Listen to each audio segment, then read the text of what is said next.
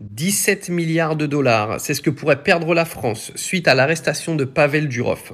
Alors je t'explique, d'après certaines rumeurs bien profondes maintenant, mais une source officielle n'est toujours pas sortie, les Émirats Arabes Unis auraient gelé l'achat de 80 avions de chasse à la France d'une valeur de 17 milliards de dollars suite à l'arrestation de Pavel Durov. Une fois que cette information sera officielle, ne t'inquiète pas, je te le ferai savoir. Il faut également savoir que le gouvernement des Émirats arabes précise à la France que Pavel Durov a des droits consulaires et que si ces droits ne sont absolument pas respectés, ça ne va pas rigoler du tout.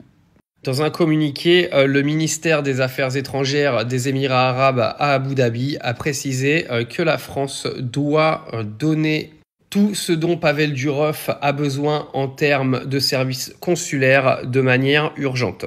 Il faut savoir également que la Commission européenne prend ses distances avec l'affaire de Telegram en France car elle explique que ça n'a strictement rien à voir avec le DSA qui a été créé dans la Commission européenne pour la régulation des réseaux sociaux.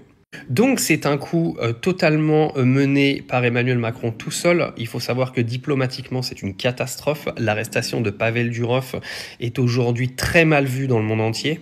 Les Américains, les Émirats arabes, en gros tous les pays qui comptent, même l'Union européenne est en train de se désolidariser d'Emmanuel Macron. Et si jamais il venait à juger Pavel Durov cette semaine, je peux vous dire que ça pourrait avoir des répercussions énormissimes. Alors d'après Pavel Durov, il aurait dit qu'il s'était pointé en France pour justement dîner avec Emmanuel Macron. Information qu'Emmanuel Macron a donc démentie.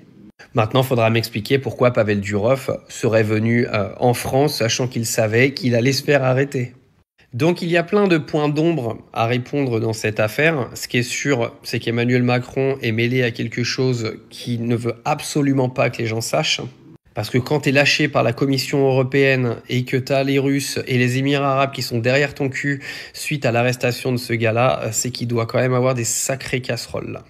Alors affaire à suivre, la fin de la garde à vue est aujourd'hui. Va-t-il être placé en détention? Nous allons voir, je te tiendrai au courant dans la journée.